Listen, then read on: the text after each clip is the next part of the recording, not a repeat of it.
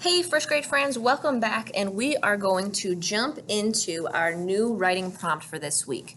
Now, over the last couple of weeks, we've been working on writing narratives or telling stories with characters, a setting, and a clear beginning, middle, and end. But this writing prompt for this week asks us to do informative writing, where we are teaching people something. We need to teach some facts. So let's read our prompt just to make sure we're clear on what it is that we're being asked to do. It says, after reading excerpts, an excerpt is just a small chunk from a text. After reading excerpts from Earthworms and watching Worms Are Wonderful from SciShow Kids, that's the YouTube video you just watched, write an informative paragraph to tell 2 new facts you learned from the words or the pictures. Okay, friends? So we're writing an informative paragraph, so we know that's going to have our sentences where we can start with our topic sentence. We're going to teach some facts towards the middle and then close it out with our closing sentence. And I'm not just going to teach 1 new fact, we're going to teach 2 new facts, and you could have gotten those facts from the words or from any of the pictures, perhaps illustrations that you've seen, diagrams, or photographs.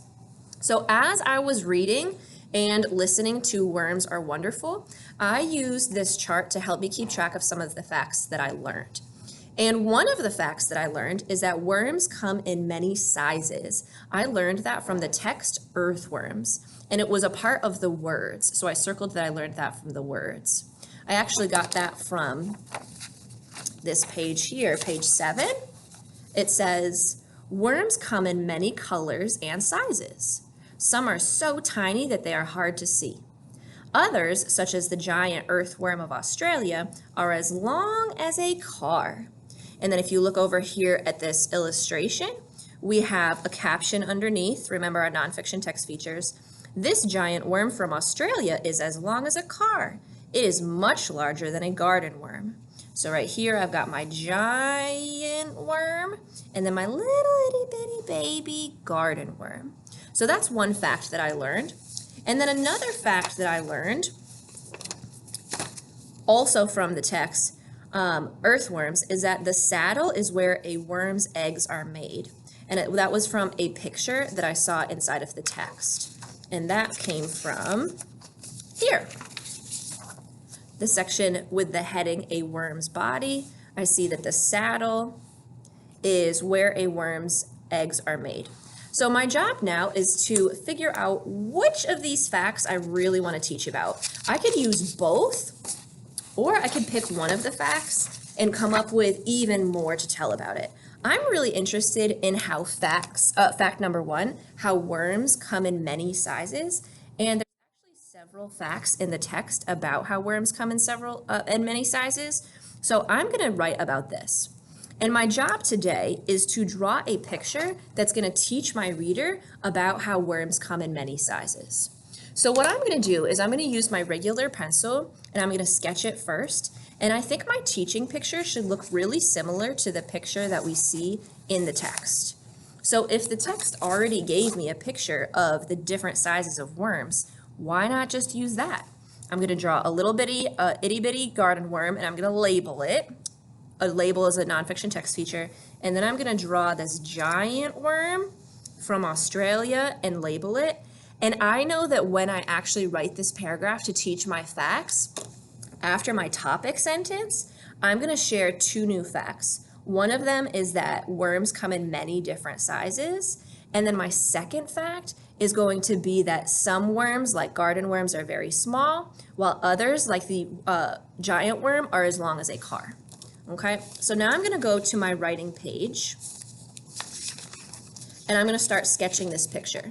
It's not going to take me very long, except maybe it's going to take me forever to find the page. Sometimes Miss Birds can't find things. That's okay.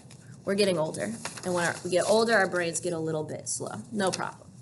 Okay, so now I'm on my writing page, and if you're just using a regular sheet of paper, you can just use the top chunk of your paper, and we're going to draw a teaching picture that shows our readers some of the new facts that we learned.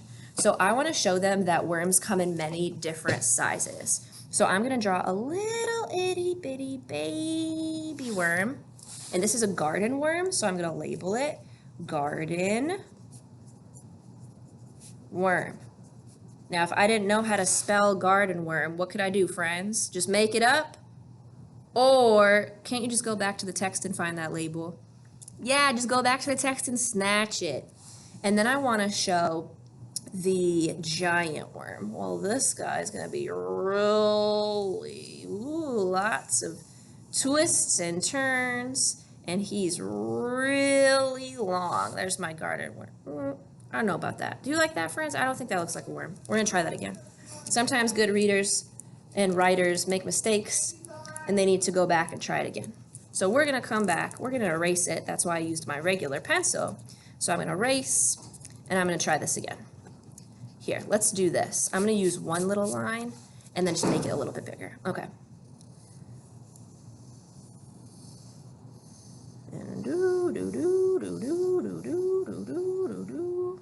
And then I can come back around and show the real shape of his body. He's so big. Oh my gosh. And this is called the giant worm. So I'm going to label him. I've got an arrow. Okay?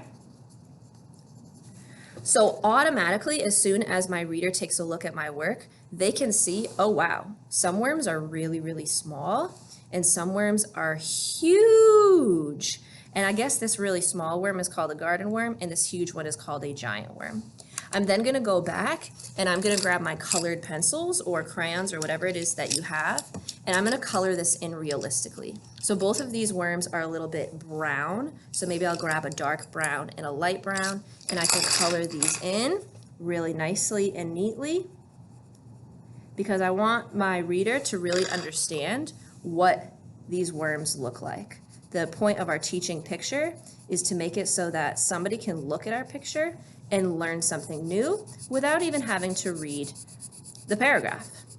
Especially because we learned last week that even in fiction texts, our pictures or our illustrations and our words fit together or they connect. Both the pictures and the words can tell us new information to help us better understand our text. So it's important as good writers that we create illustrations or pictures that are going to help our reader better understand whatever it is that we're trying to write.